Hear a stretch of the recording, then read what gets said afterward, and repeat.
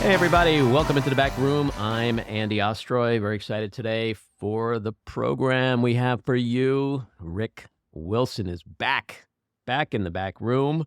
We'll get to Rick in a second. But first, let me thank you for tuning in today. We appreciate you listening, and we'd love to hear your comments. So email us at backroomandy@gmail.com and or post on our social media, and we'll read a few next time.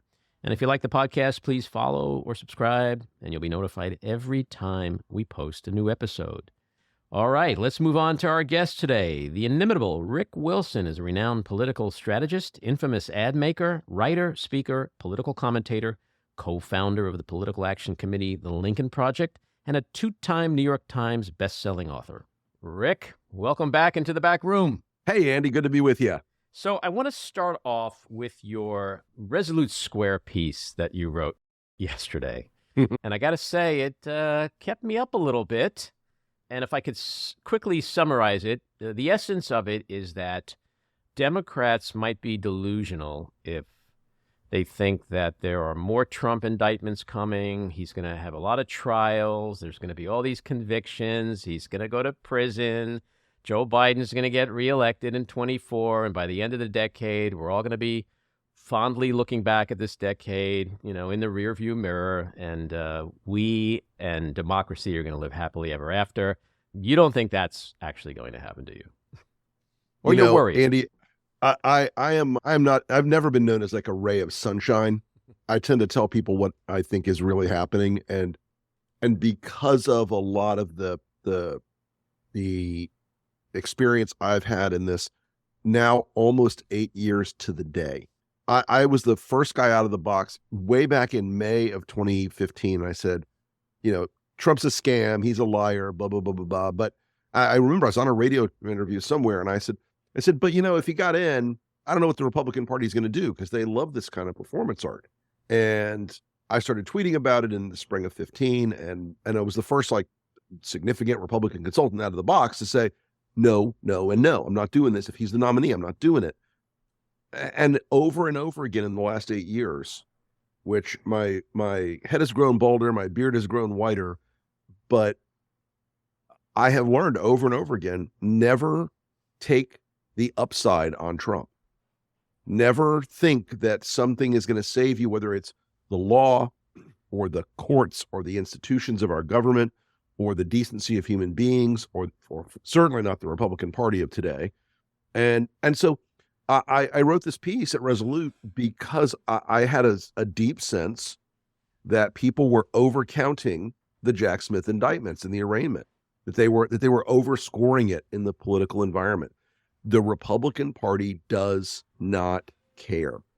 78% of Republicans in a survey I saw yesterday, that I was briefed on yesterday afternoon by a private pollster, say that the charges are completely or somewhat politically motivated, and they dismiss them. They just screw it. We don't have to worry about it.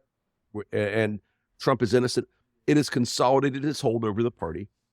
It has given a wedge of the Republican Party back to Trump in a way that had gotten a little loose.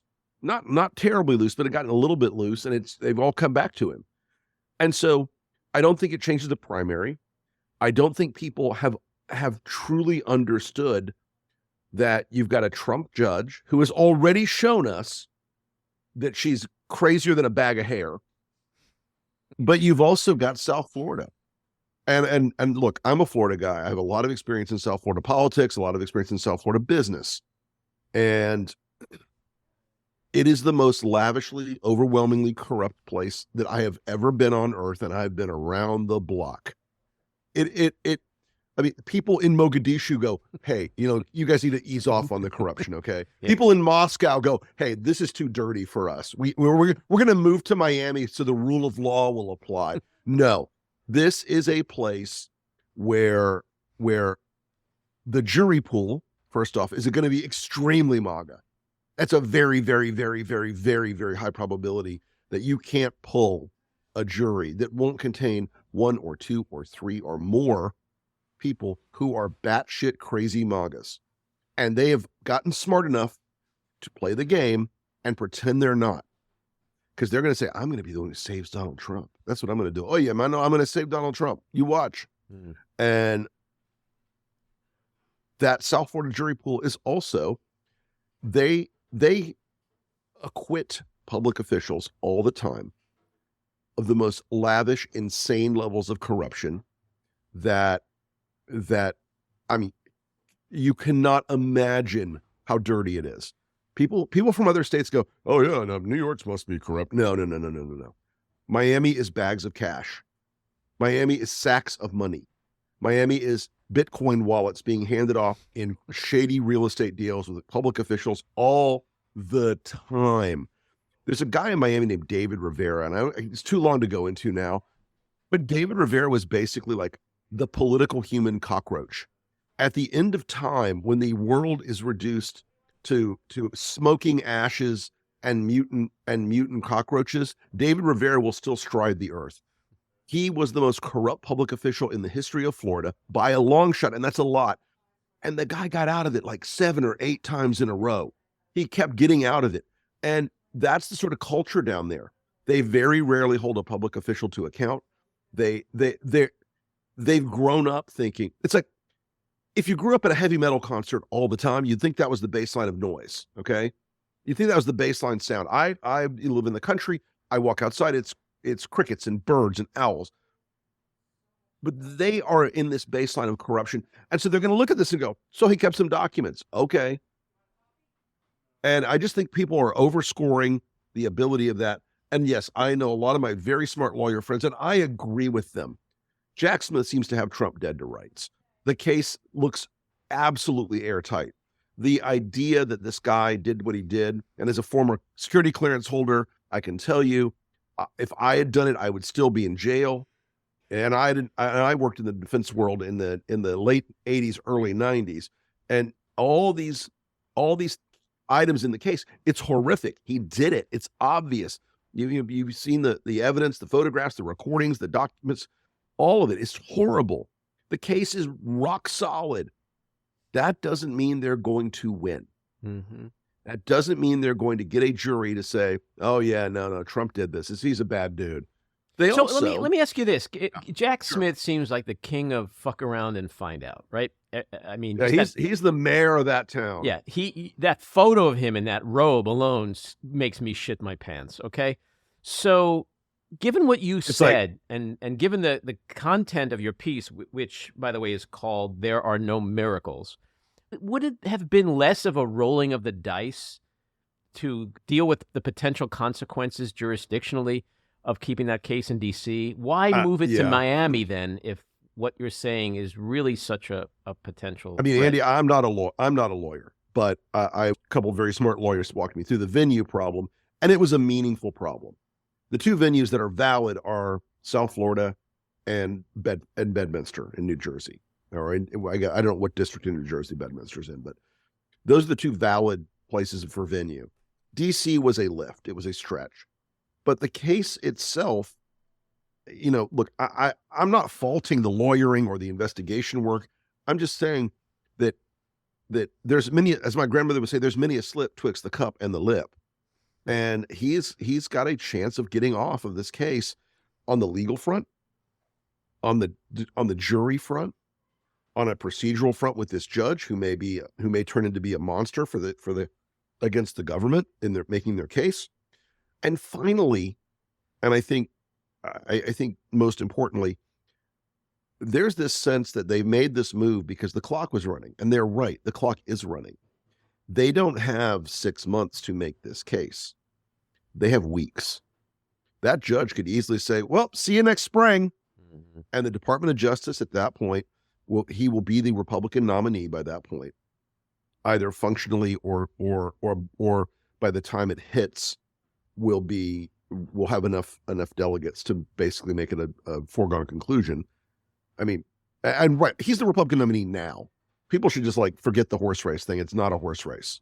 You can't make a horse race out of horse shit. And the rest of these people are dwarves in the land of a giant. I don't say that as a compliment to Donald Trump. I say that because they are they are a bunch of small, sad ass people. What do you make of And Judge Cannon's scheduling order yesterday, which with regard to security clearances? Do you not see that as an indication I of her intention to perhaps speed up the process rather than slow it down? so well, my understanding of that is that it's a requirement in cases with this kind of thing. There's a judicial procedure that's sort of a, I don't know if it's a regulation or a law or something, but there's a way that the federal courts handle security classification cases, and that sort of laying the groundwork for it. Again, I don't know her previous behavior in the previous case she handled regarding Trump should be looked at with skepticism and caution and alertness, as opposed to, yay, we've got him. Listen, I wish we had him. I wish we had him with Mueller, because we did. And Bill Barr went out and lied about the report. I wish we had him, with a number of other things. But unfortunately, he has the luck of the devil. He has a massive media machine. And the Justice Department, when he's the nominee, they're going to pull back. Mark my words. I don't care what you guys out in liberal land think of Merrick Garland. The guy is an institutionalist. He's cautious. He is a small ball player, smart guy, good guy, but he's not going to go out and swing for the fences on this thing if it makes the Justice Department look like it is a political attack tool against Trump. And that's what all the Republicans believe already. And so it's really difficult. They're in a horrible position. I wish they had been able to bring this case 6 months ago. That would have been a different story. We would have had a much different climate, landscape, et cetera. But, they had to do the investigation. As a special counsel, he's got to go through the stations of the cross to get here. But we're in a dangerous spot, Andy. We're in a point where if Trump is acquitted in this case, Katie bar the door, because he's going to be coming on strong. He will spend the next 15 months running hard against Joe Biden, and he will be the de facto nominee at that point. Because all the other people right now, by the way, I spoke to a former Republican friend. Let me describe him as a wealthy private equity person who was a reluctant Trumper, who after January 6th called me and said, I'm never giving to Trump again. I'm out. And he gave DeSantis a meaningful donation last year, or this year, early this year. And so we were talking yesterday, and he goes, yeah, Ron has been back around, and we're trying to raise more money for him, but it's kind of frozen right now. He's raising money from private equity guys, from hedge fund guys, and from the oil and gas industry types. But every single one of them is like, Ron, I could give you $1 million, but I'm going to give you 100,000 because, I don't know what's going to happen with Trump now. And they're all terrified that Trump will somehow weasel out of this thing and take the nomination again. And they're all going to go back to right where they were in 2016. I hate you. I hate you. I hate you. I love you. Where can I wire the $1 million? Well, let me ask you about back to Judge Cannon. Her reputation obviously has been marred, stained, tarnished, whatever word you want to use, a little bit. She was really excoriated by the 11th Circuit. I mean, just brought to her knees over how she undermined the rule of law. To use your paraphrase, am I just a naive libtard to think that maybe she's just going to surprise everyone and say, okay, here's an opportunity for me to sort of get my career back on track. And rather than show that I'm in the tank for Trump, I'm going to go the opposite direction. I'm going to play hardball, or as hardball as I can. Am I crazy? Yeah, you're crazy. I knew you'd say that. I think from her character before, and remember, she's not a judge with a lot of depth. Okay, she's not some legal superstar out there. This is her lifetime federal appointment, and I think she likes this job. And I don't think her reputation matters to her as much as her politics. And that's really the real test of political humans these days. Does your reputation matter more? Does your honor and integrity matter more than your politics? Right. And for Republicans, and even for principled conservatives, they claim it never really does, because they always will put Trump ahead of all the other things.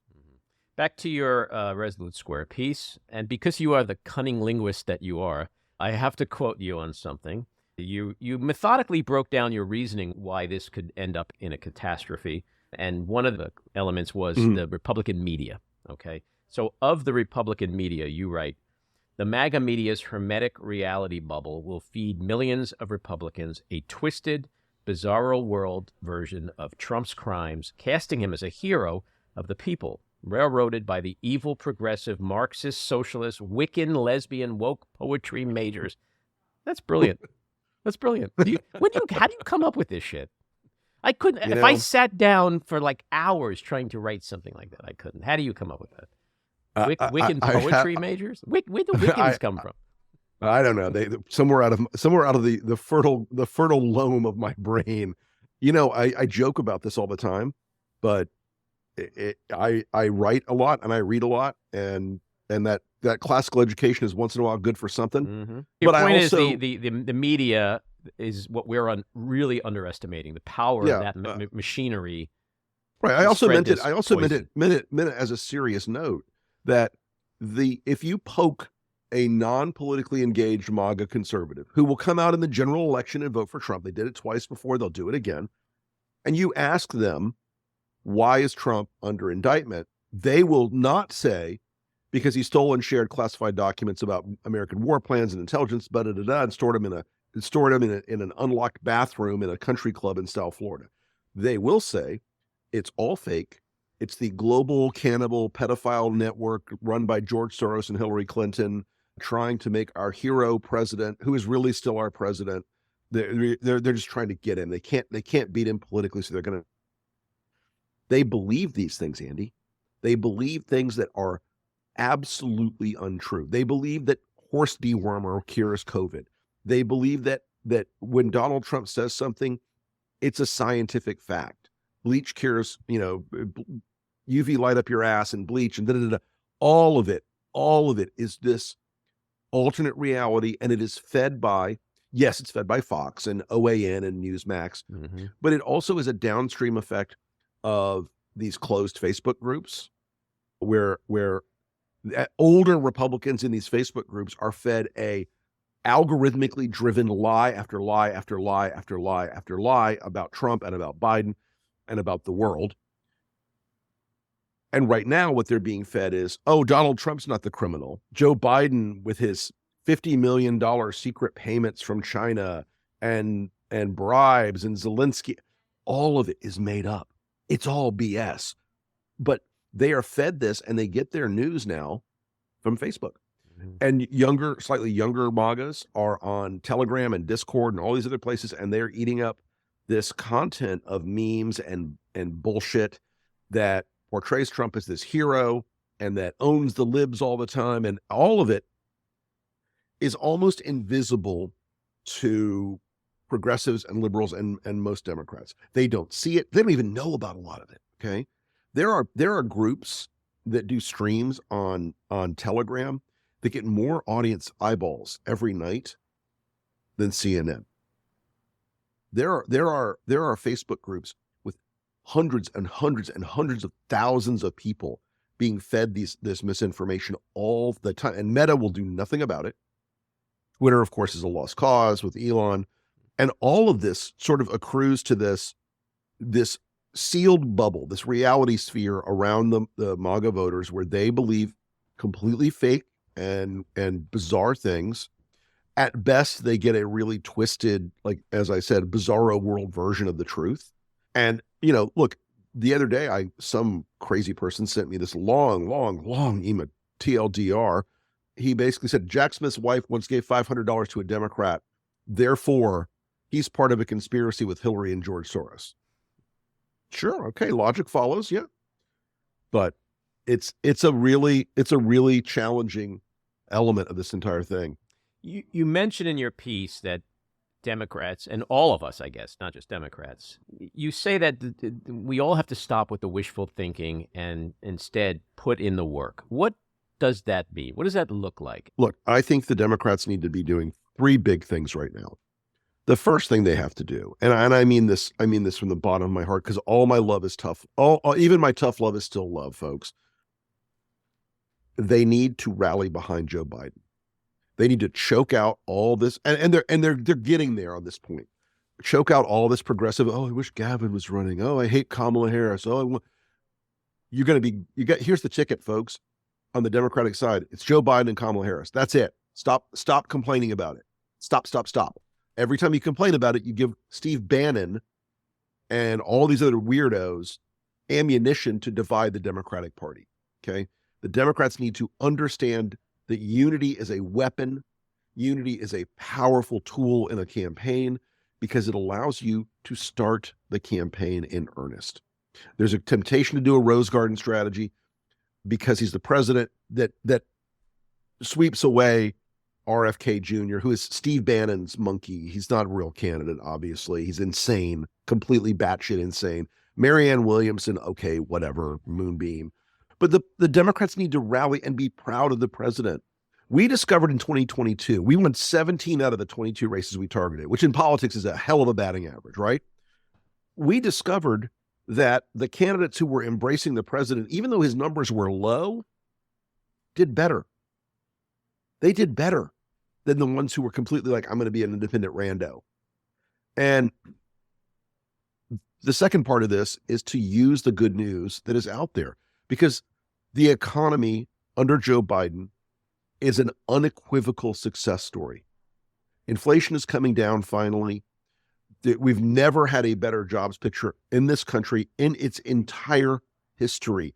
Wages are rising. Employment is, like I said, unemployment was a key driver of politics for generations in this country. And suddenly, now that it's Joe Biden, Republicans are like, I don't care about unemployment, whatever, it's not a big deal.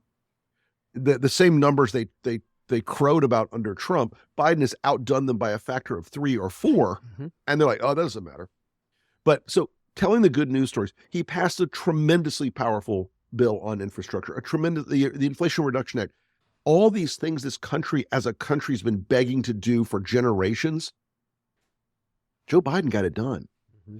The other thing that they should be proud of, and the other story they should be telling, is that Joe Biden knows how to beat Republicans in the game of politics. And he's done it consistently. He's schooled Kevin McCarthy. He's schooled Mitch McConnell. And this guy they've consistently underestimated Biden's performance. Democrats need to be telling the good news story about the economy and about the broad sense that Joe Biden may be an old guy, but he's damn good at his job. Yeah, he masterfully schooled them at the State of the Union. That moment was so beautiful. And it was one of those things as a speechwriter and as a debate and prep trainer and a media trainer in my political, tasks over my career. You can't make that moment happen unless you are mentally acute, unless you see the opportunity and take it while the cameras are on and 100 million people are watching you. And if you blow it, you screw it up, it's a disaster. If you make the call and do it right, you end up with a situation, as we did, where Mitch McConnell and Kevin McCarthy were sitting there with their jaws hanging down because he took away their toys. Mm-hmm. He took away their toys. But the good news stuff that's out there, it's meaningful. It matters. Crime is down. Inflation is down.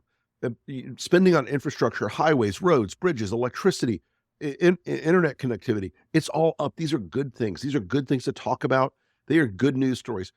And again, this is one of the things where I counsel my Democratic friends.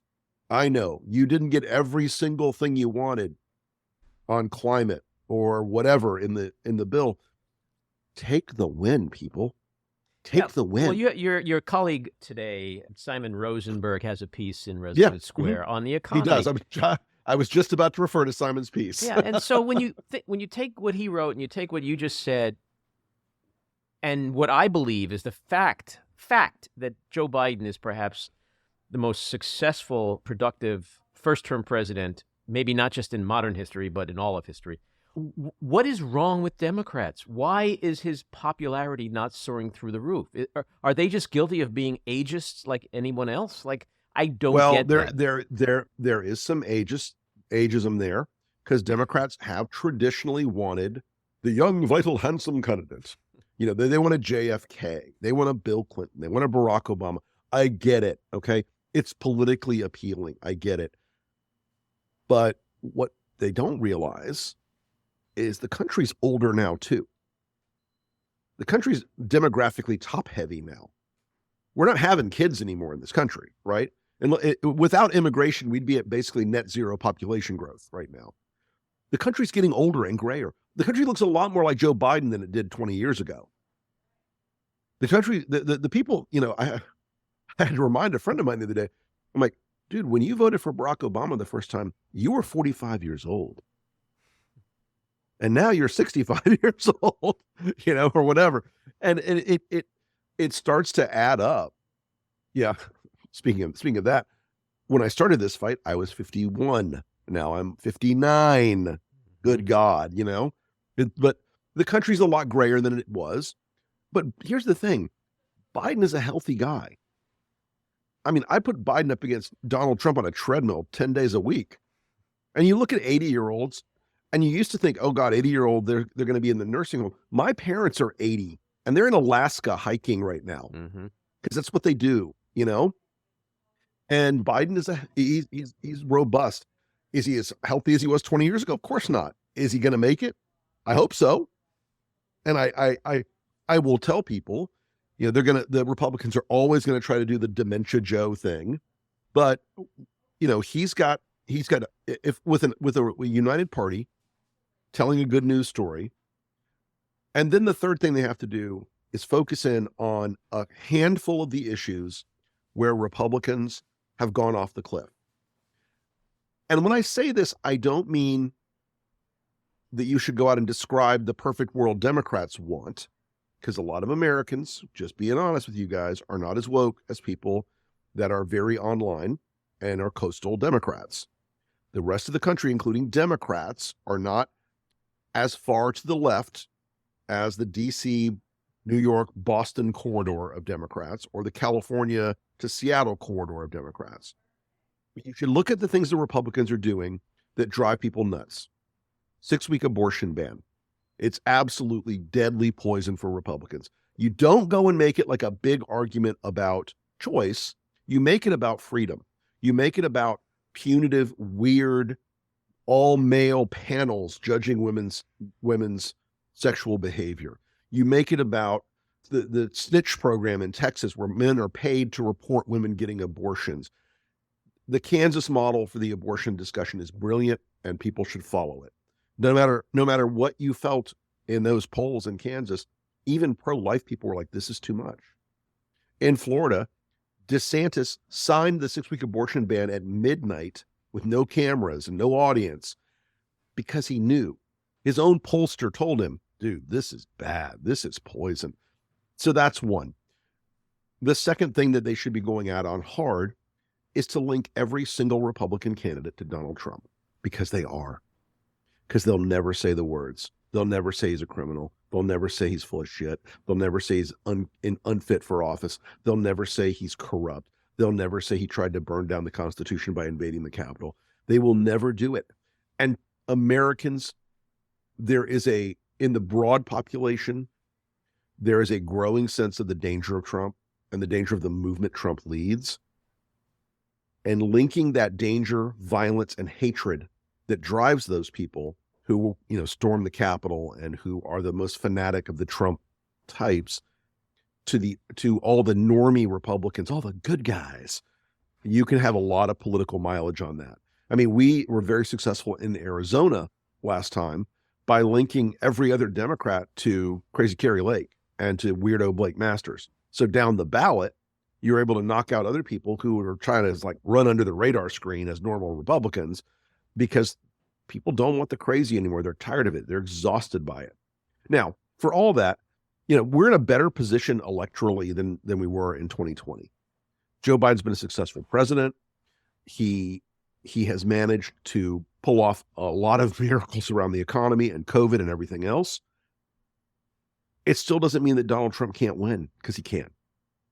And when I say doing the work, I would like Democrats to right now they spend about 90% of the time talking about what policy will win, and 10% of the time talking about shit like voter registration, candidate recruitment, grassroots fundraising.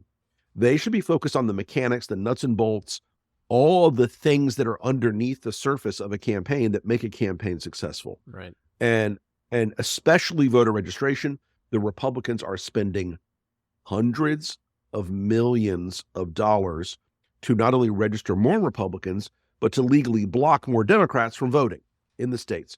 Next spring, you're going to see a tidal wave of laws to try to restrict African-American ballot access across the country.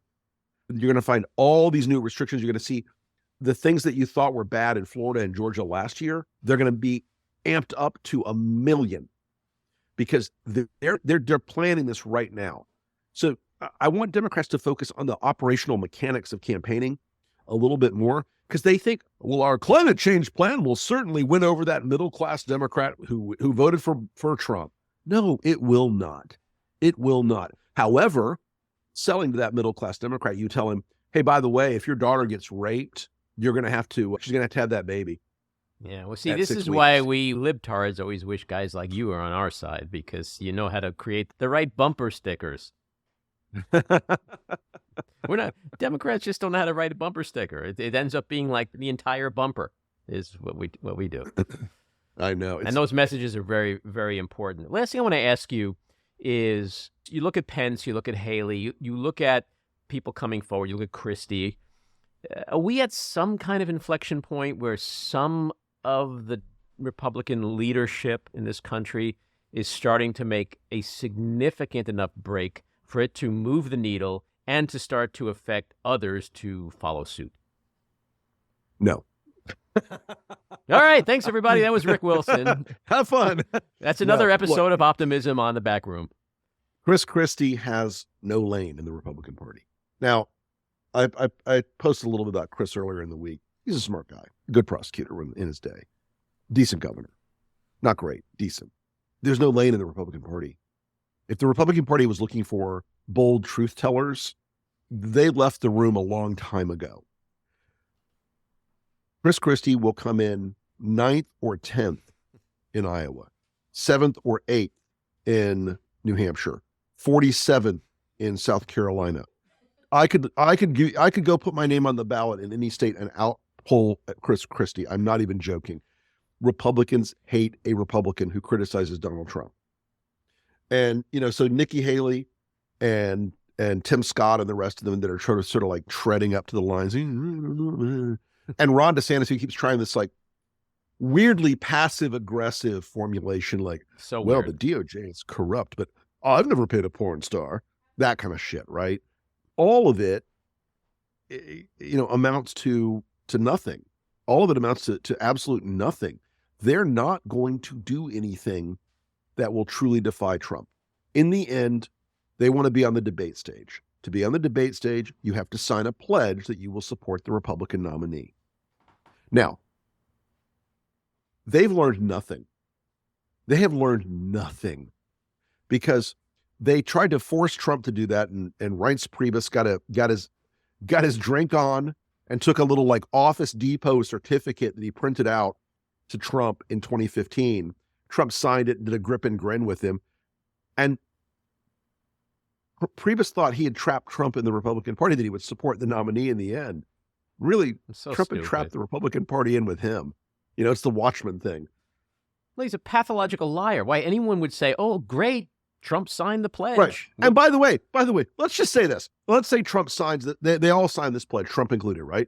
And let's just say Trump gets, I don't know, hit by a car and he's unable to run for president or whatever happens. Do you think, or Ron DeSantis somehow beats him, right? Do you think Trump's going to go down to Mar-a-Lago and say, I was beaten fair and square. Ron DeSantis is a good man. I'm going to support his presidency. I'm here to support the Republican Party ticket. You think that's going to happen? Anybody? Because if anyone in the audience thinks that's going to happen, please contact me at buythebrooklynbridge.com because I will sell it to you. Yeah. Well, look, Asa Hutchinson, right? He knows that. He went to the RNC this week and said, let's do away with the pledge. And they told him to fuck off. Right. I mean, I don't understand the emphasis put on something that carries absolutely no weight. It is a trap. And it is also the party admitting to itself that it is hopelessly corrupted by Trump. It's admitting that they've swallowed the poison, they can't escape it, and that they know the coalition is fragile and growing more so. This is one of the things that we've done at Lincoln. In 2020, our target audiences in the states, between 3 and 8% of them were Republicans who were gettable. And we ended up getting in the, on average about 5.85% in various states of Republicans. We switched them to Biden, which in politics seems like a small thing, but it's a big thing because you only have to flip a few tens of thousands of votes in most of these states to change the chemistry. We have a lot of close states in the country, Wisconsin, Ohio, Florida. That number has expanded. Our models now show it ranges in our target states between 7 and 11%. Why? Dobbs, January 6th, indictments, Trump, being a cancer on society. All those things add up to a Republican Party that knows it's got a fragile coalition now. It knows that they can't afford to lose a lot of people. They can't afford to lose a lot of votes. They can't take the risk that people like us can flip. I don't know. Well, like I said, we ended up at 5.85% averaged out over our target states in 2020. I think we could probably get that number. My goal line is to get that number to about 8 or 9% in 2024. Those Republicans are out there. They have either left the party, they've gone into neutral, they've gotten nervous about it. Now, the political gravity may draw them back if we're not careful, but I think there's a meaningful way for us to grab them, hold them, and keep them from drifting back to Trump in 2024. And that's really how we have to that's really how you have to win. That's part of getting the work done for us is getting those soft Republicans, conservative-leaning independents who recognize that authoritarian statism and nationalist populism is not conservatism. Well, let's hope you're right, because it's really important. Folks, check out Rick's piece on resolutesquare.com. Rick, it's always a lot of fun and insightful to have you on. Can't wait for the next time. Thanks for coming in. Have a great weekend, Andy. You too. Take care. That's episode 86. If you like what you've been hearing, and even if you don't, let us know. We appreciate the feedback. You can leave us a message at 845-307-7446. Email us at backroomandy@gmail.com or tweet to me at Andy Ostroy. And when you listen, please take a quick moment to rate and review. It's very helpful. And if you do like the podcast, please follow or subscribe, and you'll be notified every time we post a new episode. I want to thank my co-producer, engineer, and editor, Matty Rosenberg, associate producer, Jen Hammoud, Richard Langell for our artwork, Andy Hollander for our kick-ass music, Patricia Wind and the Epicurean for the Backroom Studio, and a big thank you again to our guest, Rick Wilson. So keep your eyes on Washington, Hollywood, and your own backyards, and we hope you'll join us again next time. Have a great week.